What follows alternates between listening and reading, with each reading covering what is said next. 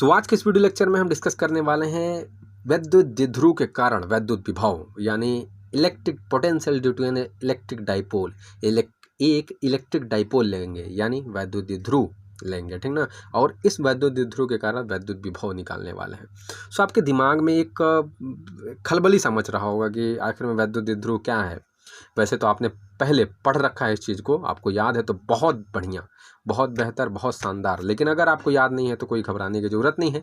इस वीडियो में हम इसको भी आगे डिस्कस कर लेंगे यानी वैद्युत द्विध्रुव को, ठीक, ओके। और उसके बाद क्या निकालने वाले हैं वैद्युत द्विध्रुव को समझने के बाद क्या हम निकालने वाले हैं, क्या ढूंढने वाले हैं हम। तो यहाँ पर देखो वैद्युत द्विध्रुव की अच्छी स्थिति में वैद्युत द्विध्रुव तो होगा, लेकिन इसके अच्छी स्थिति में, अच्छी स्थिति का मतलब क्या होता है, इस तरीके से अक्ष जो जाता है ना, इस तरीके से सीधा सीधा लाइन एकदम, ठीक ना। अब ये जो लाइन इस तरीके से अगर सीधा सीधा गया तो इसी पर हम जो भी बिंदु मानेंगे, इसी बिंदु पर मानेंगे तो हमारा अच्छी स्थिति होगा, ठीक ना। निरक्षीय बोलेगा तो परपेंडिकुलर, लंबवत, लंबवत बेटा, लंबवत, ठीक ना। तो वैद्युत द्विध्रुव के अच्छी स्थिति यानी इस तरीके से लाइन लेकर के उस पर हम बिंदु मानेंगे। में किसी बिंदु पर, इसी अच्छी स्थिति पर किसी बिंदु पर वैद्युत विभव ज्ञात करना है, वो फाइंड करने की कोशिश करेंगे। और साथ ही साथ इसका निरक्षीय स्थिति, क्योंकि दोनों अच्छी स्थिति और निरक्षीय स्थिति दोनों के दोनों बहुत ही ज़्यादा महत्वपूर्ण हैं। सो इसको इग्नोर नहीं करना है और आपको 100% गारंटी के साथ समझ में आएगा, क्योंकि भैया एग्ज़ाम में आने वाला चीज़ है तो हम 100% ही तो समझेंगे ना। आधा अधूरा समझ के जाएंगे, कुछ छोड़ के जाएंगे तो वहाँ पर हम लिख नहीं पाएंगे। इसलिए हम पूरा समझेंगे। सो चलते हैं और देखते हैं कि आखिर में ये बला है क्या और साथ में ये बला क्या है। इस बला को तो पहले जाना था आपने, फिर से जान लेते हैं, चलते हैं। सो इस डेरिवेशन को करने से पहले हम थोड़ा सा अपना, जैसा कि वादा किया था, वैद्युत द्विध्रुव और वैद्युत द्विध्रुव आघूर्ण क्या होते हैं उसको देख लेते हैं, ठीक है ना। देखो वैद्युत द्विध्रुव का मतलब समझो आगे, ये है क्या। देखो ये एक ऐसा सिस्टम या एक ऐसा निकाय, आप बोलो क्या बोलोगे, निकाय को ही सिस्टम बोलते हैं, जिसमें दो बराबर क्या होने चाहिए, दो बराबर परंतु विपरीत, दो बराबर परंतु विपरीत आवेशों को, दो बराबर परंतु विपरीत आवेशों को अति अल्प दूरी पर, क्या चाहिए, अल्प दूरी पर अगर रखते हैं, हम अल्प दूरी पर रखते हैं, ठीक ना, तो वो सिस्टम हमारा, वो निकाय क्या कहलाता है, वैद्युत द्विध्रुव। ऐसे नहीं समझोगे, देखो फिगर यहाँ पे क्या है, एक आवेश हम मान लेते हैं, ठीक ना, प्लस, और इस एक और आवेश मान लेते हैं, ठीक। और इन दोनों आवेशों के बीच में जो दूरी है वो बहुत ही अल्प है। यहाँ तो तुम्हें दिख रहा होगा कि इतना ज़्यादा दूरी ले ली है, लेकिन अगर रियलिटी मानो तो ये बहुत ही कम दूरी हम मानते हैं, ठीक ना। और वो कम दूरी होता है 2l। देखो अब देखो बेटे, यहाँ पे मैंने 2l माना है। आप बोलोगे कि सर आप x मान लो, d मान लो, यार कुछ तो मानो, लेकिन 2l क्यों मानते हो। देखो ये साइंटिस्टों का दिया हुआ कहानी है, मनगढ़ंत कहानी है। सो 2l बुक्स में लिया गया है, किताबों में है, सो हम भी मानते हैं, ठीक ना। तो देखो दो बराबर का मतलब क्यू क्यू, यहाँ भी क्यू, यहाँ भी क्यू, दो बराबर आवेश हो गए। लेकिन विपरीत का मतलब देखो यहाँ पे पॉजिटिव तो यहाँ पे नेगेटिव, तो दो बराबर परंतु विपरीत आवेश जब अल्प दूरी पर स्थित होते हैं तो यही हमारा जो सिस्टम बनता है, वो सिस्टम वैद्युत द्विध्रुव वैद्युत द्विध्रुव कहलाता है, ठीक ना, वैद्युत द्विध्रुव कहलाता है। अब देखो वैद्युत द्विध्रुव आघूर्ण क्या होता है, ठीक ना। अब इसको देखो, ये इसी से कनेक्ट होकर आया है, ये इसी से कनेक्ट होकर आया है, मतलब वैद्युत द्विध्रुव आघूर्ण। अब देखो इनमें से किसी एक आवेश को ले लो, किसी भी एक आवेश को, पॉजिटिव वाला ले लो, और इसके बीच की जो अल्प दूरी है ना उससे मल्टीप्लाई करा दो, तो जो हमारे पास एक्सप्रेशन आएगा, ठीक ना, वो हमारा वैद्युत द्विध्रुव आघूर्ण होगा, ठीक। वैद्युत द्विध्रुव आघूर्ण को किससे दिखाते हैं, P से। तो P बराबर में 2ql हो जाता है। इनमें से कोई भी एक आवेश लेना है और बीच की जो अल्प दूरी होती है उससे क्या कर देना है, मल्टीप्लाई कर देना है। जो भी हमारे पास सूत्र आएगा वो वैद्युत द्विध्रुव आघूर्ण का होगा। सो ये दोनों बहुत ही ज़्यादा इंपॉर्टेंट थे, सो हमने समझा दिया। अब चलते हैं थोड़ा सा हम अपने रियल वाले टॉपिक पे, जो कि एग्जाम में आता है, ठीक। अब देखो ये जो डेरिवेशन है इसमें थोड़ा सा भी आपको एकदम घबराना नहीं है, ये एकदम ईजी है, एकदम शानदार तरीके से समझोगे, 100% समझोगे इसको, ठीक ना, बढ़िया तरीके से, ठीक। तो हमारा क्या है कि वैद्युत द्विध्रुव के अच्छी स्थिति में किसी बिंदु पर वैद्युत विभव, देखो वैद्युत द्विध्रुव हमने अभी समझा रखा कि वैद्युत द्विध्रुव क्या है, दो बराबर परंतु विपरीत आवेश जब अल्प दूरी पर, देखो यहाँ पर 2l दूरी था तो एल हम कर सकते हैं ना, यहाँ पे एक मध्य बिंदु मान करके हम यहाँ पे एल ये दूरी, इतना समझ में आ गया। देखो ये हमारा वैद्युत द्विध्रुव, अब इससे एक बिंदु पर, किसी बिंदु पर बोल रहा है ना, तो किसी बिंदु पर, तो यहाँ पर हमने बिंदु मान लिया P, और इसी बिंदु पर हमें वैद्युत विभव ज्ञात करना है। क्या करना है? वैद्युत विभव ज्ञात करना है। देखो अब ध्यान से देखो, ये जो दूरी निकला हुआ है r minus L, r plus L, एकदम ईजी है, एकदम आप समझ जाओगे अभी, ठीक ना। देखो ये तो समझ गए ना कि इसकी मध्य बिंदु से हमने इस P तक की दूरी क्या लिया है, P बिंदु तक की दूरी r लेकर रखा है, ठीक ना, r लेकर रखा है। अब देखो इस आवेश से, देखना इस आवेश से यहाँ तक की दूरी कितना है, मतलब B बिंदु से यहाँ तक की दूरी कितना होगा। देखो इतना दूरी हमें निकालना है, केवल इतना दूरी, ठीक ना, केवल इतना दूरी। तो देखो ये पूरा का पूरा दूरी है, यानी O से लेकर P तक पूरा R है, ये पूरा का पूरा है, हमें केवल इतना चाहिए, हमें केवल इतना चाहिए। ये पूरा O से लेकर P तक, O से लेकर P तक ये R है पूरा, लेकिन हमें केवल इतना चाहिए, ठीक ना, इतना चाहिए। तो क्या करेंगे हम, पूरे R में से इतना हम घटा देंगे। देखो भैया इतना चाहिए था तो इतना हमारा एक्स्ट्रा आ रहा है ना, क्योंकि हमें इतना ही चाहिए, इतना दूरी चाहिए, ये पूरा है, ठीक ना, तो इतना ही केवल चाहिए। तो इस पूरे में से इतना जो एक्स्ट्रा हमारा आ रहा है, ठीक ना, एक्स्ट्रा दूरी जो आ रहा है घटा देंगे, यानी L घटा देंगे। घटाने के बाद क्या हो जाएगा हमारा, R माइनस एल हो जाएगा। अब देखो उससे भी ईजी ये वाला है, देखो यहाँ पे आप माइनस क्यू से, यानी A से लेकर के P बिंदु तक की दूरी ज्ञात करना है, ठीक ना। दूरी कितना होगा, दूरी भैया देखो यहाँ पे, अब यहाँ पे देखो इतना पूरा का पूरा मध्य बिंदु O से P तक, यहाँ तक R था, लेकिन हमें कितना चाहिए, यहाँ से यहाँ तक चाहिए। यहाँ में आवेश है ना, तो यहाँ से लेकर के यहाँ तक चाहिए, ठीक ना, यहाँ से लेकर के यहाँ तक।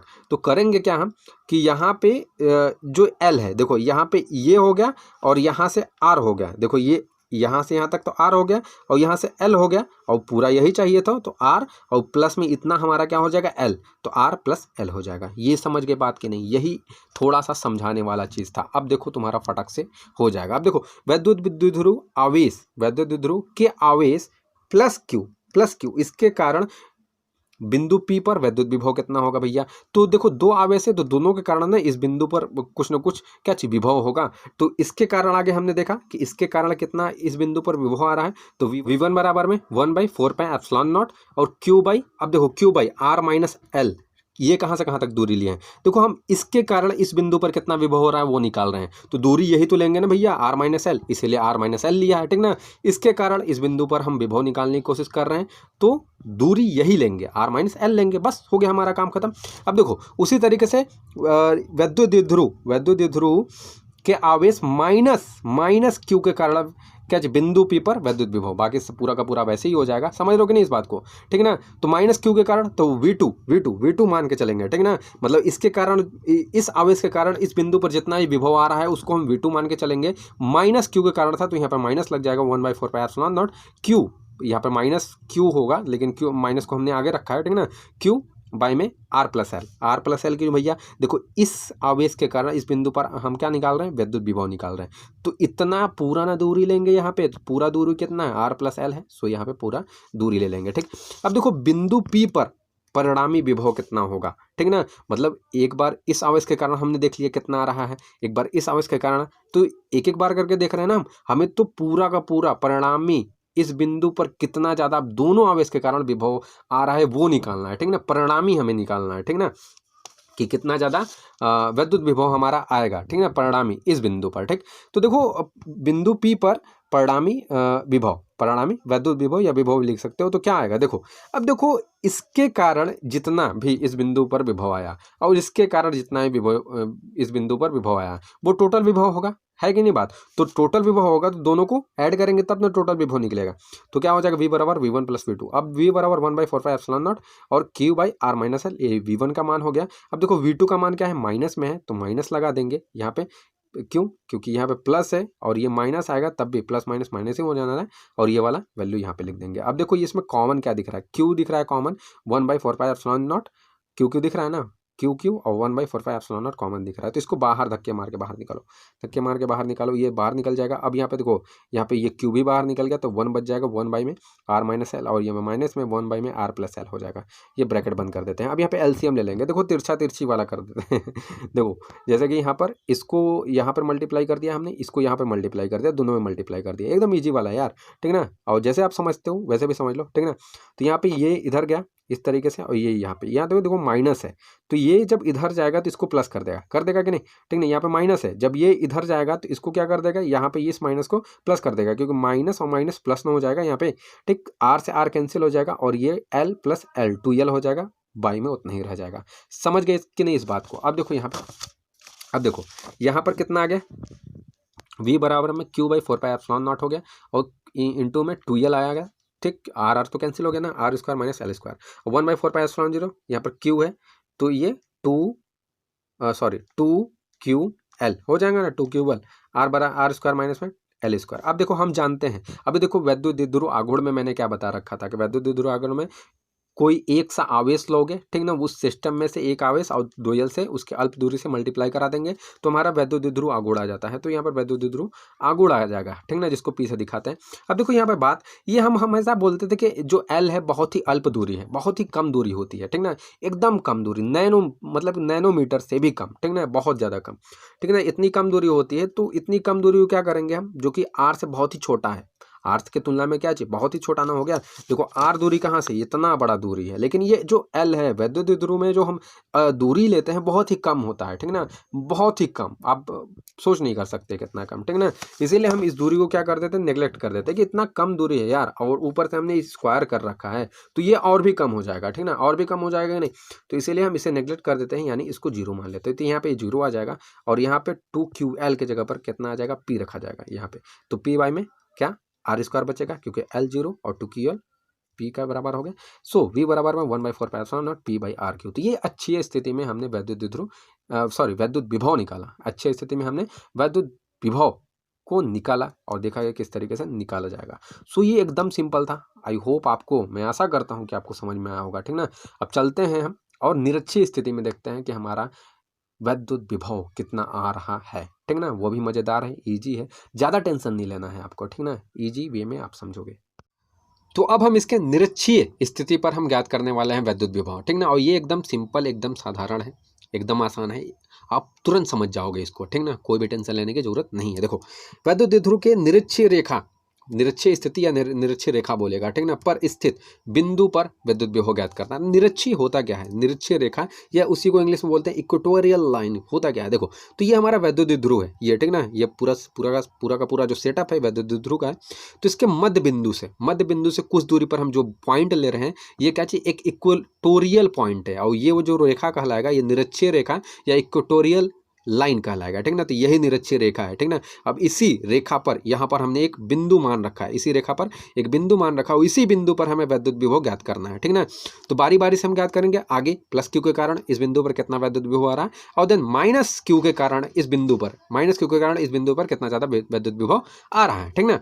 तो एक लाइन से देख ले, देखो अब क्या बोल रहा है कि वैद्युत द्विध्रुव के आवेश प्लस क्यू के कारण बिंदु पी पर वैद्युत विभव तो V1 बराबर में, इसके कारण V1 मान लेते हैं 1/4 एप्सिलॉन 0 q बाई में BP।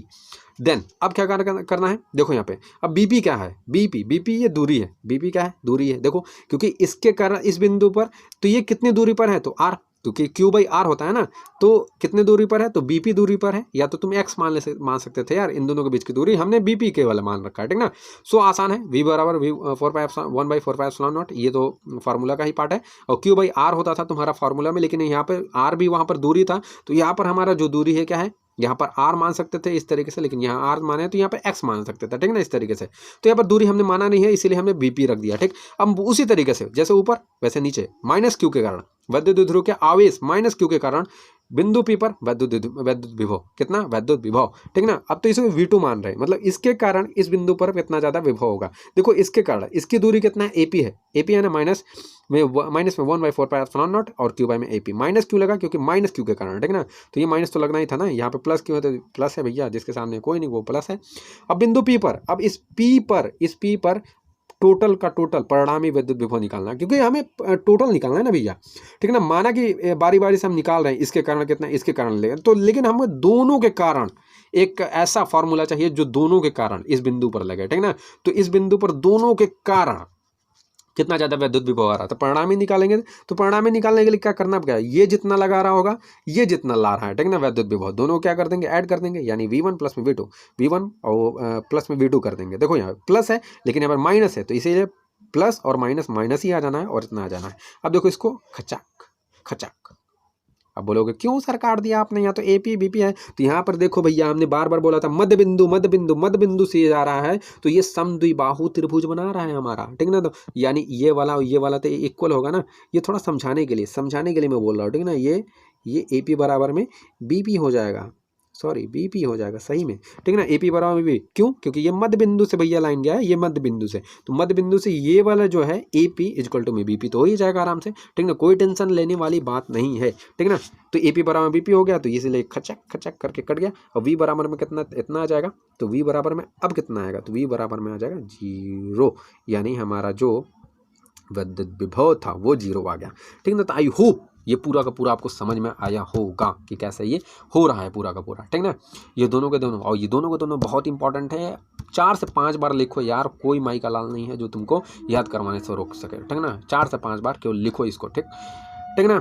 सो आज के लिए बस इतना ही। एक बात और है कि बहुत सारे चैप्टर हमने डिस्कस कर चुके हैं, सारे के सारे, और उसके PDF नोट्स भी मिल जाएंगे। कुछ के नहीं मिल पाएंगे, उसके लिए सॉरी, अपलोड मैं कर दूंगा, कमेंट कर देना, ठीक ना।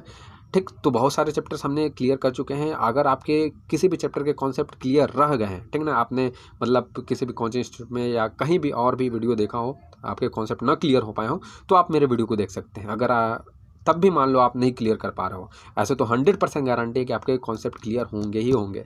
अगर नहीं हो पा रहा है तो कमेंट करो, मैं वीडियो को डिलीट करके फिर से नया वीडियो बनाऊंगा, लेकिन बनाऊंगा, ठीक ना। सो ये मैं प्रॉमिस रहा, ठीक। सो आज के लिए बस इतना ही, और मिलते हैं एक नई वीडियो में एक नए टॉपिक के साथ। बाकी सब्सक्राइब, कमेंट यार और लाइक करते रहा करो, ठीक है ना। थोड़ा दिल को सुकून मिलता है यार, तुम जब लाइक करते हो तो मोटिवेट होते हैं, और रियली यार, रियली ये रियलिटी है, नॉट द फैक्ट। सो आज के लिए बस इतना ही, बाय बाय।